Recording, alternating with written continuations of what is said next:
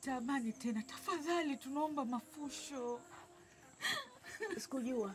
Nibandikie maji ya moto alafu niletee na mvumbasi ndani. Sijui mwanangu jamani. Usijali.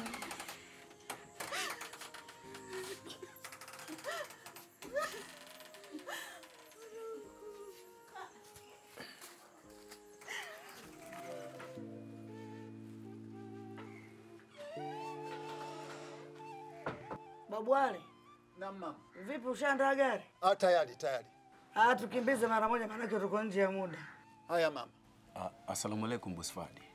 Nimekuja kuzungumza na wewe kuhusiana na ombi langu la jana usiku. Kwa hiyo nadhani huu ndio muda wa kuongea, si ndio? Wewe namna gani vipi bwana? Jaribu kusoma alama za nyakati.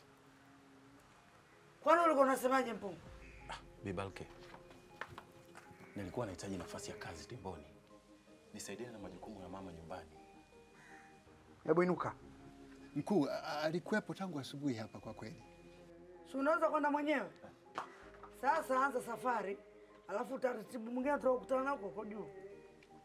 Shukrani Bibalke. Na huyu Muniri naye aende. Katekwa na huba la Mgalatia. Mwache kwanza apigike, afu baadaye akili itamjia. Familia